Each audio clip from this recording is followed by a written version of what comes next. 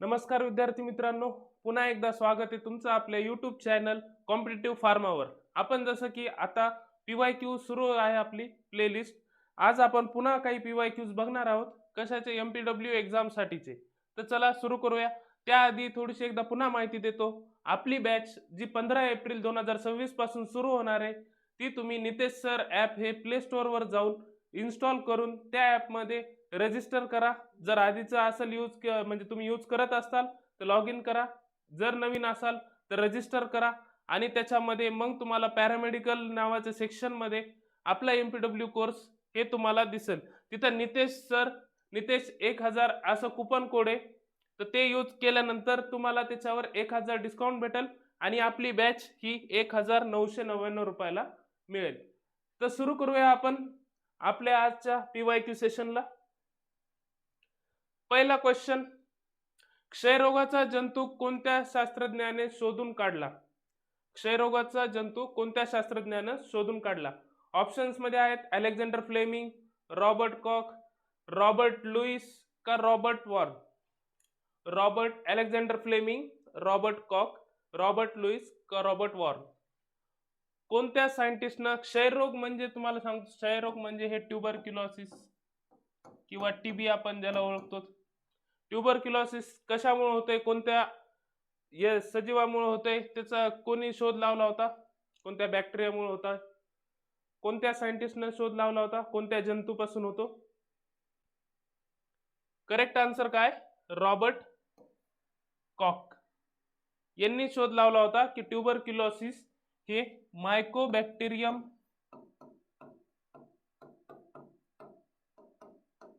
Tuberculosis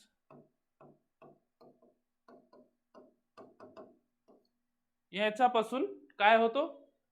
क्षयरोग म्हणजेच TB होतो. त्याचं करेक्ट आन्सर काय? Robert cock. कोणत्या ग्रंथी शरीर वाढ नियंत्रित करतात? कोणत्या ग्रंथी म्हणजे ग्लँड्स. कोणती ग्लँड अशी फार महत्वाची आहे जी आपल्याला बॉडीमध्ये ग्रोथ घडवून आणते? कोणत्या ग्रंथी शरीर वाढ नियंत्रित करतात? स्वादुपिंड, लैंगिक ग्रंथी, पीयूषिका का थायमस. ऑप्शन नीट पहा, थोडस तुमचं लॉजिक लावा. काय आन्सर असेल याच्यात? स्वादुपिंड म्हणजे सलायवरी ग्लँड, लैंगिक ग्रंथी म्हणजे गोनॅड्स ज्याला म्हणतात इंग्लिशमध्ये, त्याच्यानंतर पीयूषिका म्हणजे पिट्युटरी ग्लँड आणि थायमस. यापैकी कोणतं असू शकते? स्वादुपिंड, सलायवरी ग्लँड असू शकतात का? नाही. लैंगिक ग्रंथी त्यांचा ग्रोथचा आहे का? नाही. हे सेकंडरी सेक्शुअल कॅरेक्टर्स काय करण्यासाठी येतात? जे डेव्हलप करतात सेकंडरी सेक्शुअल कॅरेक्टर्स जे असतात मेल्स मध्ये किंवा फिमेल्स मध्ये, त्यांच्यामध्ये काय ते ग्लँडच्या सिक्रेशनमुळे ते डेव्हलप होत असतात. त्याच्यानंतर थायमस, हे जर माहित असेल तुम्हाला, तसं आपल्याला शिकायचं पण आहे आपल्या बॅच मध्ये. टी लिम्फोसाइट्स वगैरे त्याच्यात काय करते त्या थायमस. मग राहिलं कोणतं? पिट्युटरी ग्लँड किंवा पीयूषिका. ही ग्लँड आपल्या पूर्ण बॉडीमध्ये सगळ्यात महत्वाची आहे. हिला आपण मास्टर ग्लँड सुद्धा म्हणतात. काय म्हणतात? Master Gland. ही काय करते? ग्रोथ हार्मोन्स रेग्युलेट करते, ज्याच्यामुळे आपल्या शरीराची वाढ होत असते किंवा नियंत्रित होते. त्याच्यानंतर आजारी सॅम बालकांना कोठे भरती करतात? आजारी सॅम बालकांना कोठे भरती करतात? ग्राम बाल विकास केंद्र, बाल उपचार केंद्र, प्राथमिक शाळा का अंगणवाडी केंद्र. जर तुम्ही नीट प्रश्नाकडे लक्ष दिला तर त्याच्यातच उत्तर आहे, तुम्हाला भेटून जाईल. पुन्हा एकदा प्रश्न एकदम निवांत वाचा, नीट वाचा. आजारी सॅम बालकांना कोठे भरती करतात? आजारी सॅम बालकांना विचारले. ग्राम बाल विकास केंद्र, त्याच्यानंतर बाल उपचार केंद्र का अंगणवाडी केंद्र का प्राथमिक शाळा. काय असेल? आजारी आहे मग कुठं असेल? आजारी जर एखादं बाळ असेल तर त्यांना काय करायचं? विकास केंद्रात पाठवतो का? नाही. प्राथमिक शाळेत पाठवतो का? मरायला टेकले त्याला शाळेत शिकवायला पाठवलं का? नाही. अंगणवाडीत? नाही. मग राहिले कुठं? जिथं त्याचे उपचार होतील तिथं आपण त्याला पाठवतो. कुठं कुठं देतात? बाल उपचार केंद्र. सॅम म्हणजे हे एक प्रकार असते. सिव्हिअर ॲक्यूट माल न्यूट्रिशन म्हणतात त्याला, म्हणजे थोडक्यात कुपोषित लेकरं जे असतात तसे, त्यांच्या हाईट प्रमाणे त्यांचं वजन एकदमच कमी असते, तशा लेकरांना काय म्हणतात, तशा मुलांना किंवा मुलींना काय म्हणतात, जे बालक आहेत त्यांना काय म्हणतात, सॅम मध्ये त्यांची नोंद घेत असतात. तर जे आजारी आहेत तर त्यांना कुठं आपण हे करतो, ऍडमिट करतो, बाल उपचार केंद्रामध्ये. त्याच्यानंतर बालकांना जन्मापासून किती महिन्याच्या आत BCG ची लस दिली जाते? किती महिन्याच्या आत? एखादं समजा बालक जन्माला, त्याला जन्मापासून किती दिवसाच्या आतमध्ये किंवा महिन्याच्या आतमध्ये आपल्याला BCG नावाची लस त्यांना द्यायची आहे, किंवा त्याला द्यायची किंवा तिला द्यायची आहे. किती असेल?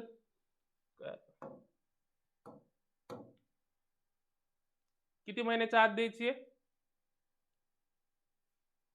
ऑप्शन पहा, 24 महिने, 30 महिने, 36 महिने का 12 महिने? काय असेल? 12 महिने आपलं आन्सर आहे. त्याच्यानंतर भारतात डॅश या ठिकाणी राष्ट्रीय पोषण संस्थेचे मुख्यालय आहे. भारतात डॅश या ठिकाणी राष्ट्रीय पोषण संस्थेचे मुख्यालय आहे. राष्ट्रीय पोषण संस्था म्हणजे NIN, national institute of nutrition असं म्हणतात. तर हे कुठे आहे विचारलेलं आहे? हैदराबाद, कोलकाता, मुंबई का दिल्ली? कुठे आहे? हैदराबाद, कोलकाता, मुंबई का दिल्ली? तर याचं मेन जे मुख्यालय ते आपलं हैदराबाद मध्ये आहे. एक किंवा दोन मुली असलेल्या व मुलगा नसलेल्या आणि नसबंदी शस्त्रक्रिया करून घेणाऱ्या दारिद्र्य रेषेखालील जोडप्यांना डॅश यांचे नाव कन्या कल्याण योजने महाराष्ट्र शासनातर्फे लागू करण्यात आलेले आहे. कोणाचं नाव दिलेलं आहे त्या योजनेला? कोणत्या कन्या कल्याण योजनेला? सावित्रीबाई फुलेचं दिलेलं आहे का, अहिल्याबाई होळकरांचं दिलेलं आहे का, रमाबाई आंबेडकरांचं दिलेलं आहे का, राजमाता जिजाऊ यांचं दिलेलं आहे? काय आन्सर असेल याचं? या योजना त्यांचे ते कोणाच्या नावावरून दिलेत हे तुम्हाला माहित पाहिजे. कोणाच्या नावावरून दिलेले? सावित्रीबाई फुले. काय ऑप्शन असेल आपलं? सावित्रीबाई फुले यांच्या नावावरून कन्या कल्याण योजनेला नाव दिलेलं आहे. पुन्हा एकदा, जर तुम्ही आतापर्यंत बॅच नसेल घेतली तर लवकर जाऊन बॅच परचेस करून घ्या, कारण की नंतर जे 1000चं डिस्काउंट आता सध्या सुरू आहे ते पुन्हा नंतर बंद होईल. मग नंतर बॅच आपल्याला 3000 रुपयाला घ्यावी लागेल. त्याच्यामुळं लवकर घ्या.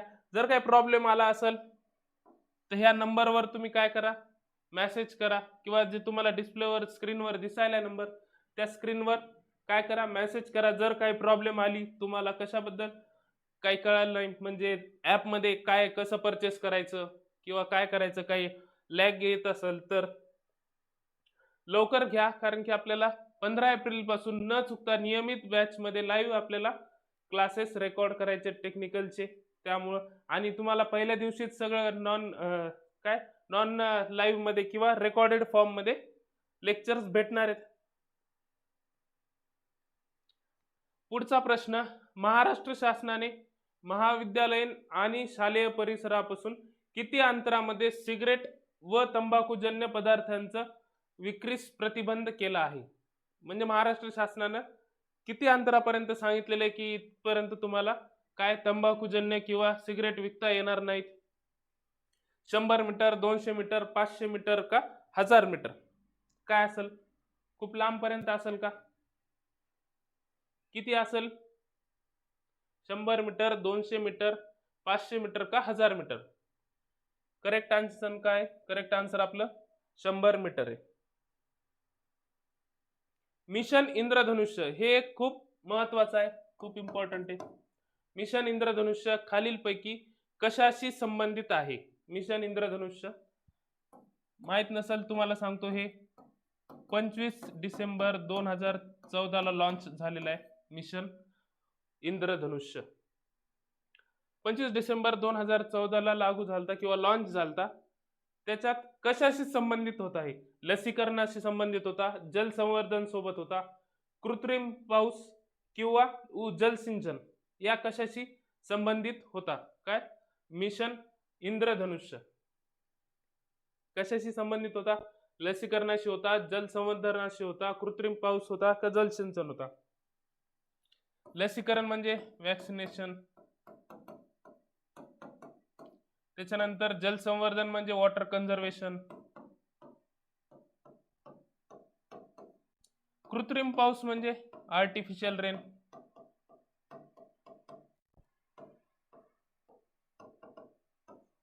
आणि जलसिंचन म्हणजे आपलं इरिगेशन.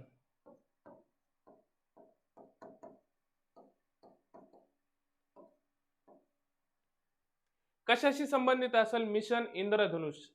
इंद्रधनुष्यावरून काय कळतंय? 7 आकडा माहिती तुम्हाला, 7 कलर असतात इंद्रधनुष्यामध्ये. तसंच याचं पण काय, इंद्रधनुष्यामध्ये इथं पण 7 हा आकडा महत्वाचाच आहे. कारण की मिशन इंद्रधनुष्य, याचं उत्तर आधी सांगतो. याचं उत्तर बरोबर आहे लसीकरण. काय उत्तर आहे? लसीकरण. कारण की मिशन इंद्रधनुष्यमध्ये टोटल 7 रोगावर त्यांनी काय केलं तर नियंत्रण करायचं ठरवलं होतं. ते कोणते होते?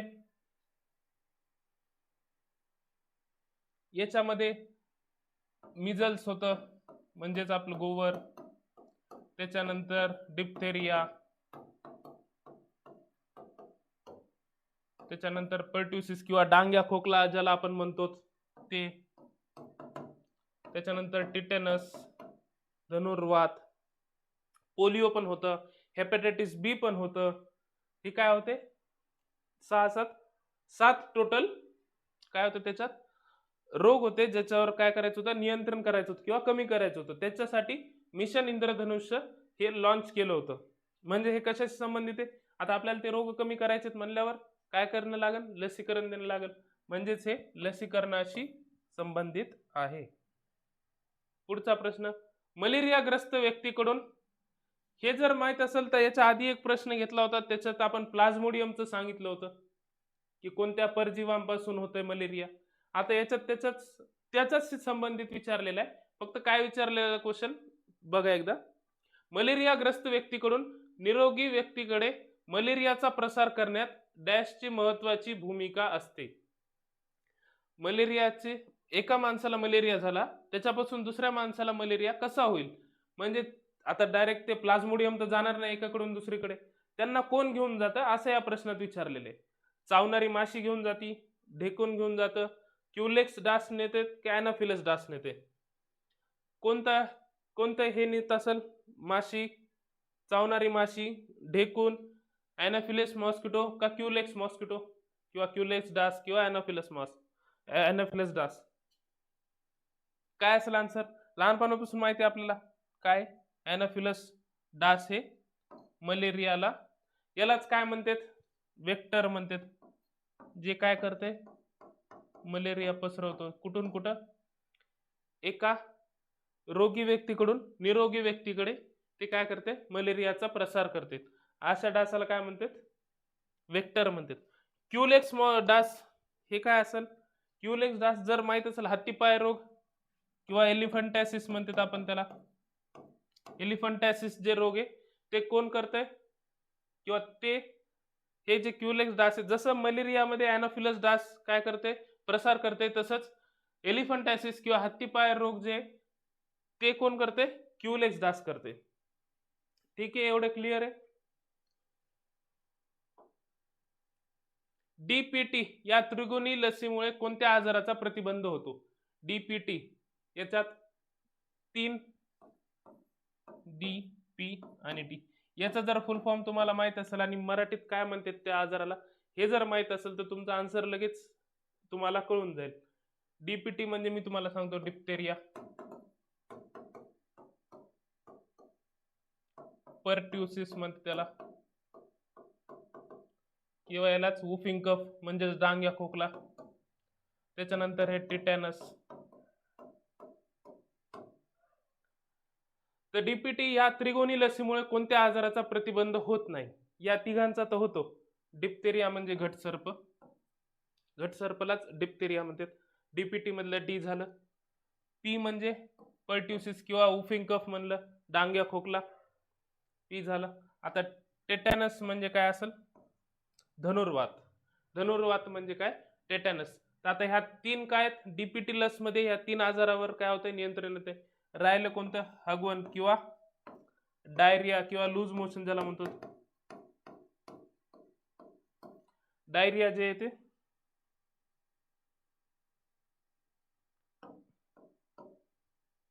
डायरिया काय हे हगवण हे आपलं आन्सर आहे. त्याच्यानंतर महाराष्ट्रात कोणत्या व्यक्तीचा वाढदिवस दृष्टीदान दिन म्हणून साजरा केला जातो? दृष्टीदान दिन म्हणजे नेत्रदान. दृष्टीदान हे कोणाचा जन्मदिवस, कोणत्या व्यक्तीचा वाढदिवस हे दृष्टीदान दिन म्हणून साजरा करतात? आता सगळे ऑप्शन मध्ये डॉक्टरच दिलेले आहेत.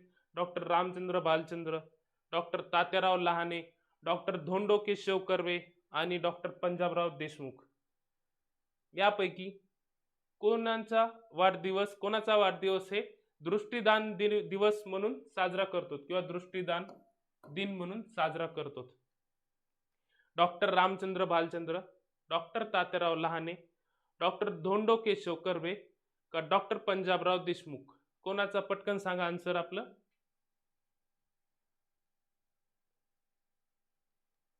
आता एक लॉजिक याच्यात, एक कॉमन सेन्स असा आहे की आता दृष्टीदान दिन म्हणल्यावर हे डॉक्टर कशाचे आहेत?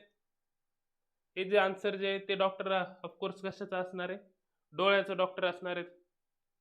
त्यांचं महाराष्ट्रात काय भरपूर कामगिरी त्यांची चांगली होती, त्याच्यामुळे त्यांच्या वाढदिवसावर काय म्हणून साजरा करतात? दृष्टीदान दिन. तर ऑप्शन काय correct answer? Doctor Ramchandra Bhalchandra यांच्या जन्मदिवसाच्या दिवशी काय करतात? दृष्टीदान दिन म्हणून साजरा करत असतात. पित्ताशय साठविलेल्या पित्ताचा मूळ स्त्रोत खालीलपैकी कोणता? पित्ताशय म्हणजेच गाल ब्लॅडर, यांचा मूळ स्त्रोत विचारलाय. पचन क्रियेच्या याच्यात आहे. पित्त म्हणजेच काय? बाईल ज्यूस असते. तर हे पित्ताशयात साठवलेले जे पित्ताचे मूळ स्त्रोत म्हणजे कुठून ते काय होते? मूळ स्त्रोत काय त्याचा? इथं साठवतात पित्ताशयात, पण त्याचा मूळ स्त्रोत काय? यकृत, पित्ताशय, स्वादुपिंड किंवा लहान आतडे? यकृत, पित्ताशय, स्वादुपिंड का लहान आतडे? काय ऑप्शन असेल याच्यात?